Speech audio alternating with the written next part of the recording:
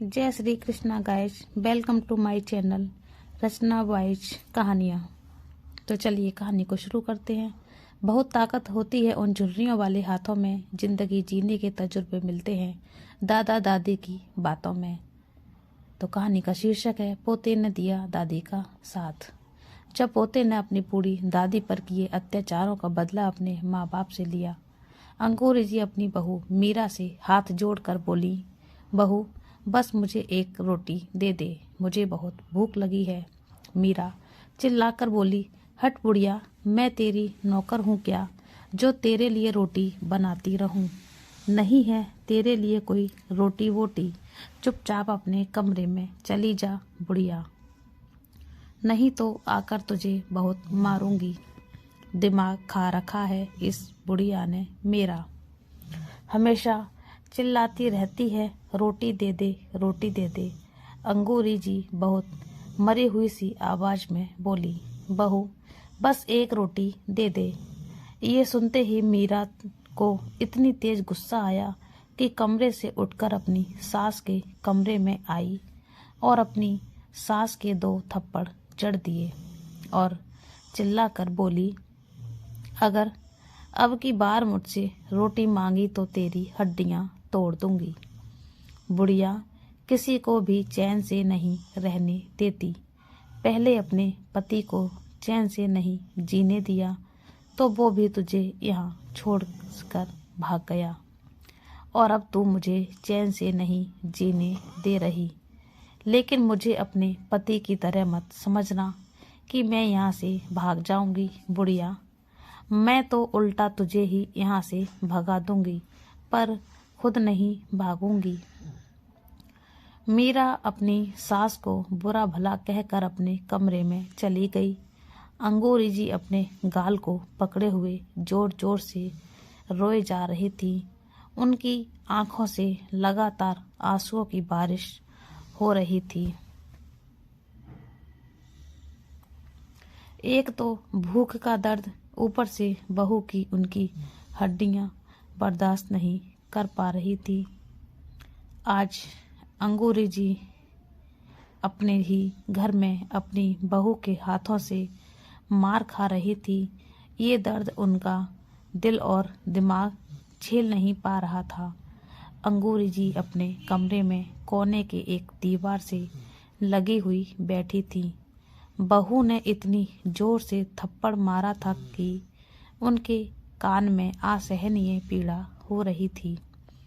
अपनी बेबसी, लाचारी और नासमझी पर आज उन्हें बहुत रोना भी आ रहा था और गुस्सा भी आ रहा था।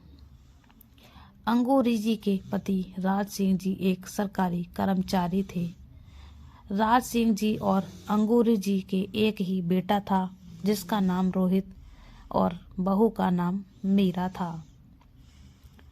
रोहित का भी एक बेटा था जिसका नाम आर्य था। राज सिंह सीधे सीधे साधे, दयालु एवं सज्जन व्यक्ति थे। अंगूरी जी उन्हें हमेशा ताने मारती रहती थी। घर में कोई भी काम खराब हो जाता तो उसका सारा दोष अपने पति पर डाल देती, क्योंकि वह अपने बेटे, बहू और पोते से अत्यधिक प्रेम करती थी। प्रेम तो राज सिंह जी भी सबसे करते थे, खासकर अपनी पत्नी अंगूरी जी से अत्यधिक प्रेम करते थे, लेकिन कभी जता नहीं पाए। इसलिए उनकी हर बात चुपचाप सुन लिया करते थे। परंतु जब से राज सिंह जी रिटायर हुए थे और घर में रहने लगे थे, तब से अंगूरी जी उन्हें बात बात पर टोका करती। धीरे धीरे उनका मन विचलित होने लगा और खुद को दोषी समझने लगे। राज सिंह जी अपने पोते आर्य से अत्यधिक प्रेम करते थे। आर्य को दिल्ली में जॉब मिल गई थी और उसे गए हुए भी 4 महीने हो चुके थे। जब तक उनका पोता आर्य घर पर था, तब तक राज सिंह जी का मन घर में लगा रहता था। परंतु जब से आर्य दिल्ली चला गया, राज सिंह जी का घर में दिल नहीं लगता। अब उन्हें घर काट खाने को दौड़ता। ऊपर से अंगूरी जी उनसे झगड़ती रहती थी। एक दिन राज सिंह जी एक पत्र लिखकर रात के अंधेरे में घर छोड़कर चले गए। सुबह को जब अंगूरी जी ने देखा तो उन्हें मेज पर एक पत्र, मोबाइल, एटीएम कार्ड रखा हुआ मिला। अंगूरी जी पत्र उठाकर पढ़ने लगी, जिसमें लिखा था, अंगूरी, मैं ये घर छोड़कर हमेशा के लिए जा रहा हूँ।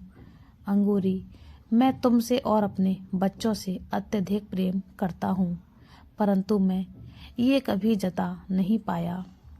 तुमने कभी मेरे प्यार को समझा ही नहीं। मैंने इस घर के लिए अपना पूरा जीवन समर्पित कर दिया। अपने जीवन से पहले कभी कोई गलत काम नहीं किया। सीधे काम पर जाता था, पूरे दिन काम करता था और अपने घर लौट आता था, और जो भी कमाता था वह तुम्हारे हाथ में लाकर रख देता था। फिर भी तुम मुझे हर काम के लिए दोषी समझती थी। मुझसे ये सब कुछ और बर्दाश्त नहीं होता, इसीलिए मैं घर छोड़कर हमेशा के लिए जा रहा हूँ। मैं अपना एटीएम कार्ड, मोबाइल यहीं पर छोड़कर जा रहा हूँ। हर महीने जो मेरी पेंशन आती है उसे एटीएम कार्ड से तुम निकाल लिया करना। मेरे जाने के बाद भी तुम्हें कोई परेशानी नहीं होनी चाहिए। तुम और बच्चे हमेशा खुश रहना। पेंशन की रकम तुम्हें हर महीने मिलती रहेगी, इसलिए मैं जब तक जीवित रहूँगा ऑफिस में जाकर साइन करता रहूँगा। अगर पेंशन आनी बंद हो जाए तो समझ लेना अब मैं इस दुनिया में नहीं हूँ। आपका अभागा पति, राज सिंह। पत्र पढ़ते हुए अंगूरी जी के होश उड़ गए और जोर जोर से रोने लगी। उन्होंने कभी सपने में भी नहीं सोचा था कि राज सिंह जी उनकी बातों को दिल पर लगा लेते हैं। वो तो अपने बेटे और बहू को बचाने के लिए सारा दोष उन पर लगा देती थी। राज सिंह जी के जाने के बाद उनके बेटे ने मोबाइल और एटीएम कार्ड अपने पास रख लिया। अंगूरी जी अपने पति के जाने के सदमे से टूट चुकी थी और आर्य भी यहाँ नहीं था जो अपनी दादी को संभाल लेता, क्योंकि आर्य अपनी दादा दादी से बहुत प्यार करता था और दादा दादी भी आर्य पर जान छिड़कते थे। राज सिंह जी और आर्य के जाने के बाद अंगूरी जी के बेटे और बहू ने उनके साथ बहुत गलत व्यवहार करना शुरू कर दिया।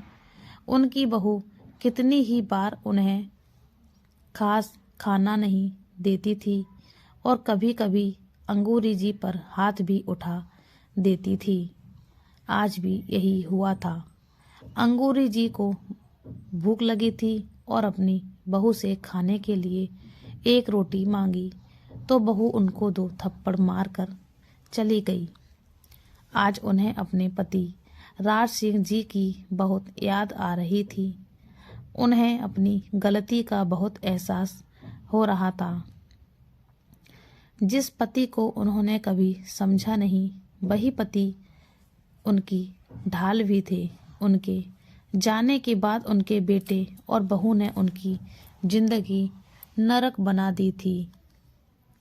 राज सिंह जी थे तो घर में उनकी इज्जत थी। राज सिंह जी नहीं थे तो घर में अब उनकी कोई इज्जत नहीं थी। इस घर में जिंदा लाश की तरह बन चुकी थी। आर्य को दिल्ली गए हुए 1 साल हो चुका था और आज 1 साल बाद वह दिल्ली से अपने घर लौट रहा था। दिल्ली जाकर आर्य अपने काम में बहुत ज़्यादा व्यस्त हो गया। रोहित और मीरा ने आज तक उसे उसके दादा दादी के बारे में नहीं बताया था। आर्य फ्री होकर घर फोन करता और अपने दादा दादी के बारे में पूछता तो दोनों माता पिता कोई ना कोई बहाना बना देते थे। इतने दिन बाद घर वापस आने की आर्य को बहुत ज़्यादा खुशी थी। उसने घर भी ये खुशखबरी दे दी थी। आज सुबह से ही मीरा बहुत ज़्यादा खुश थी। अपने बेटे के घर आने की वजह से वह खुशी से नहीं समा रही थी। सुबह से ही मीरा किचन में घुसी हुई थी और तरह तरह के पकवान बनाने में लगी हुई थी। पकवान बनाने में उसे ये भी याद नहीं रहा कि उसने अपनी सास को कल से खाना नहीं दिया, और अगर आर्य को पता चल गया तो वो बहुत ज़्यादा गुस्सा करेगा।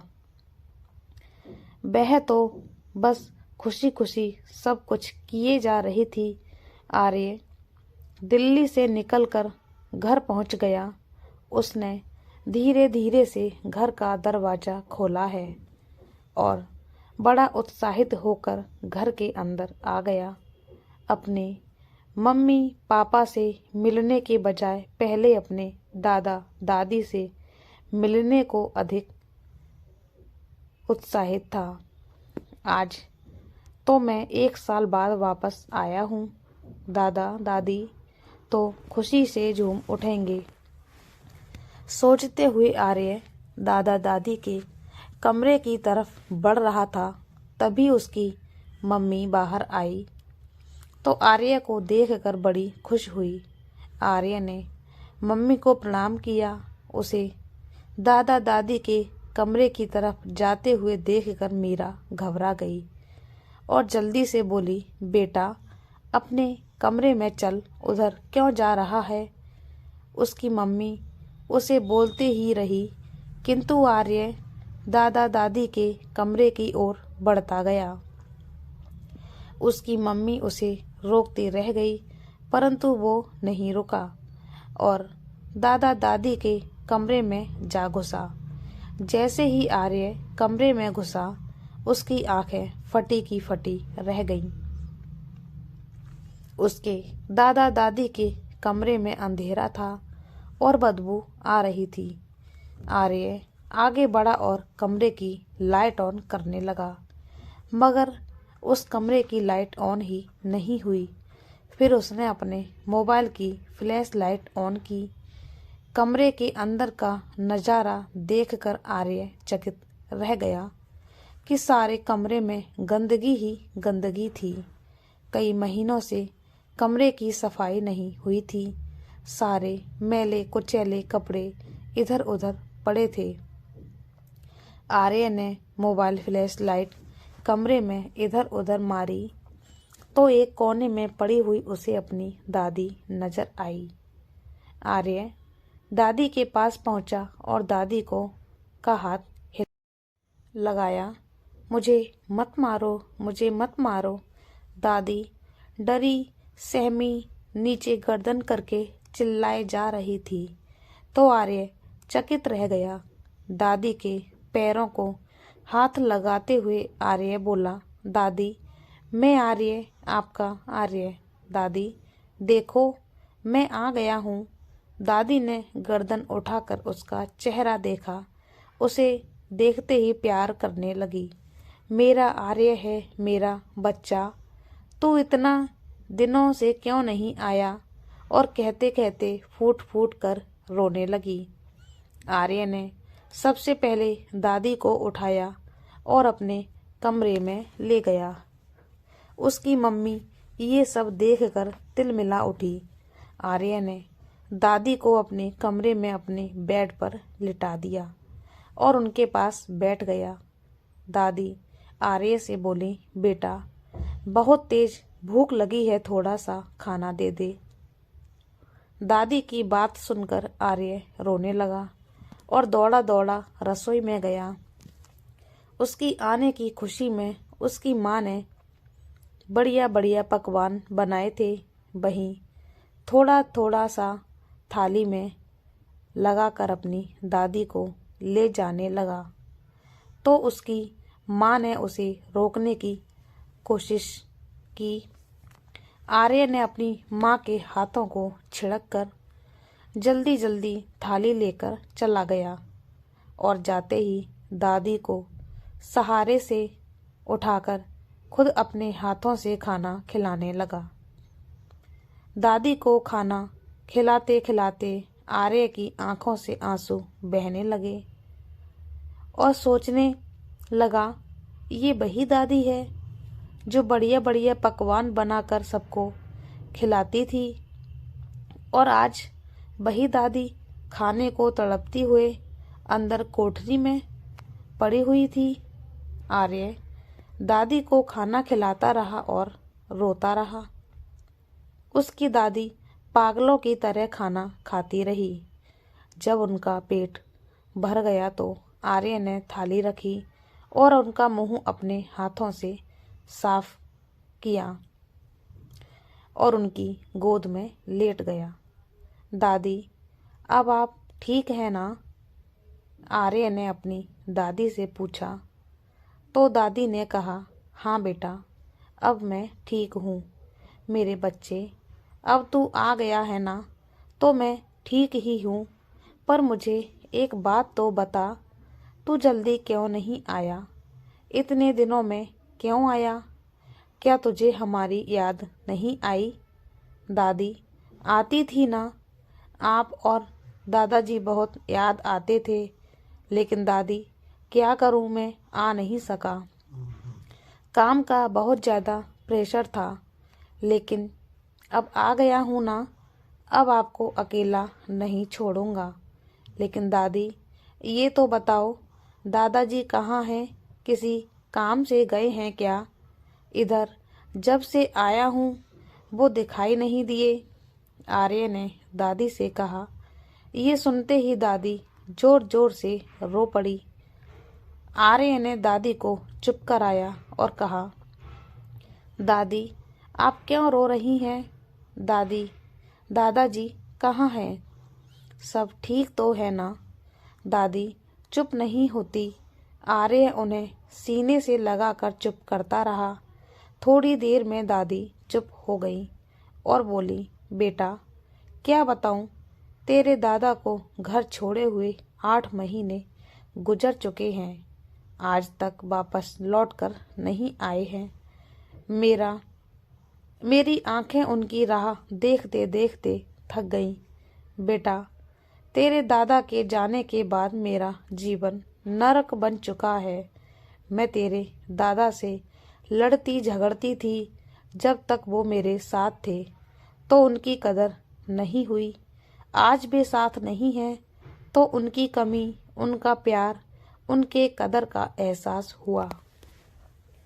वह एक पत्र, मोबाइल और अपना ATM कार्ड मेरे लिए छोड़कर गए। मेरे बच्चे, मैं क्या बताऊं, उसके बिना कैसे जीवन व्यतीत कर रही हूँ, क्योंकि उनके जाने के बाद कई दिन तक मुझे खाना नहीं मिलता। दादी रोते हुए सब कुछ आर्य को बताए जा रही थी।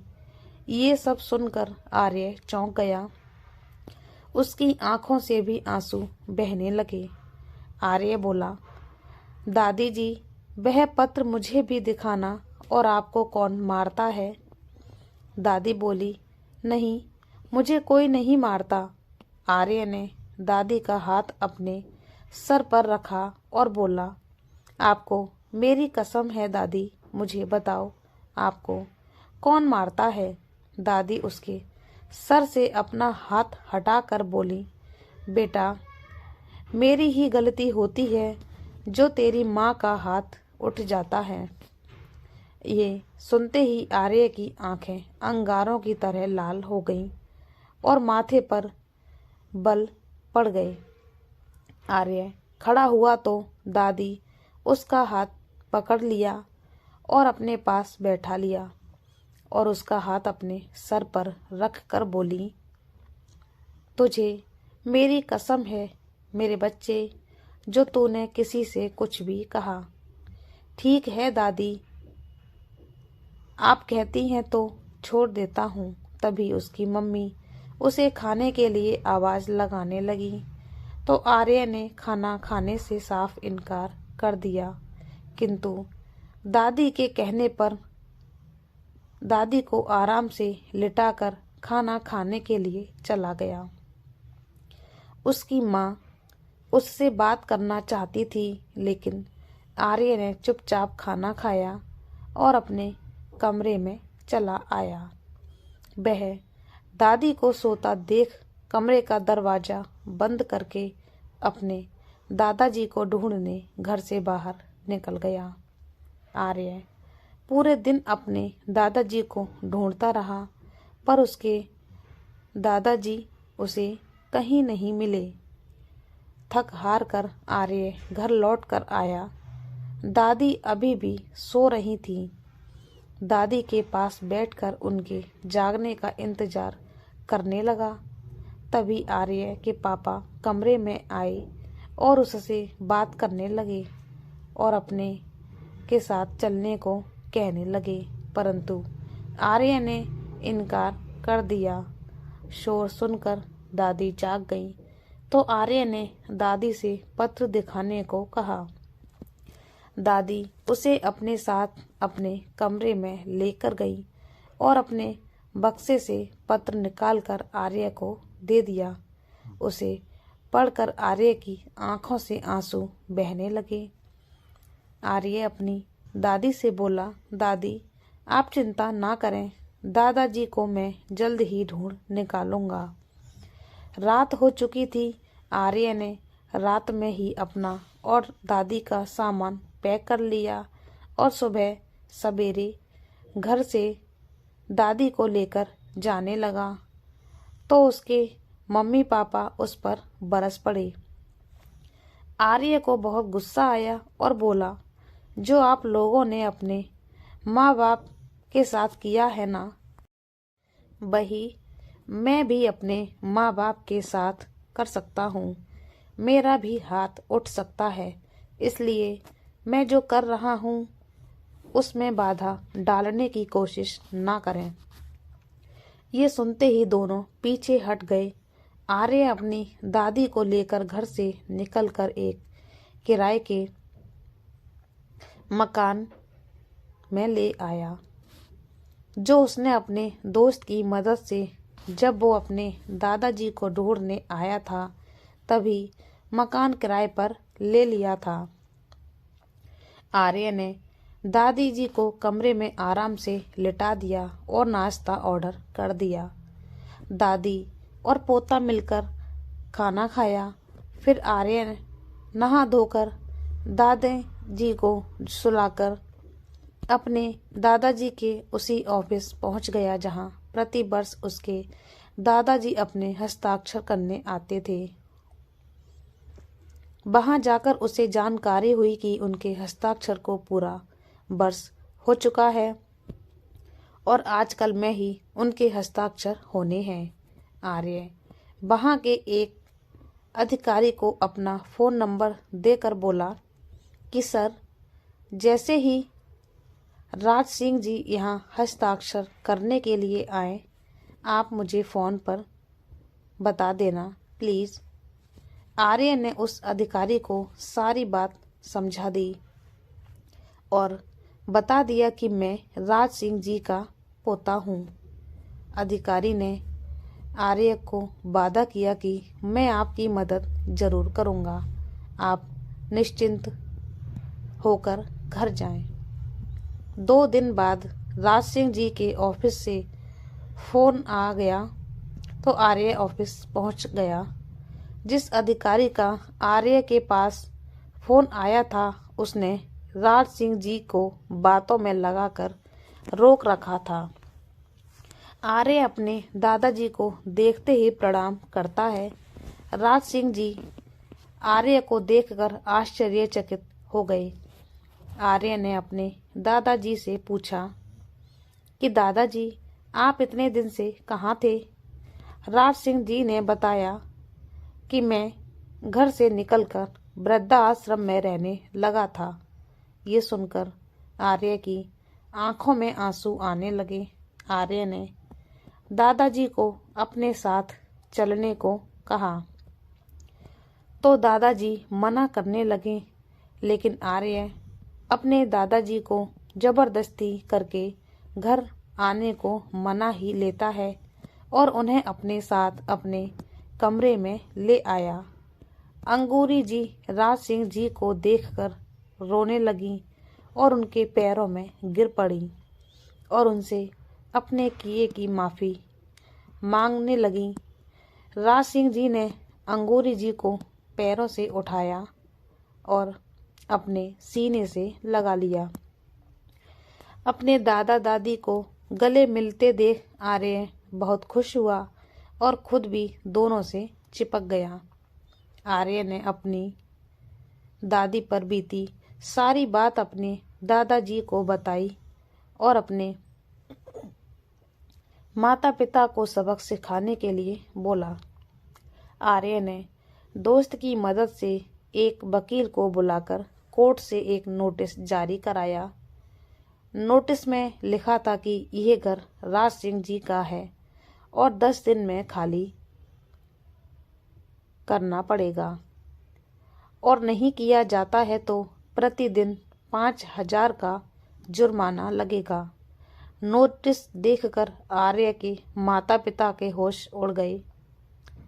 वह आर्य के दोस्त से उसका घर का पता लगाते हैं और वहां पहुंच माता पिता के पैरों में गिर जाते हैं।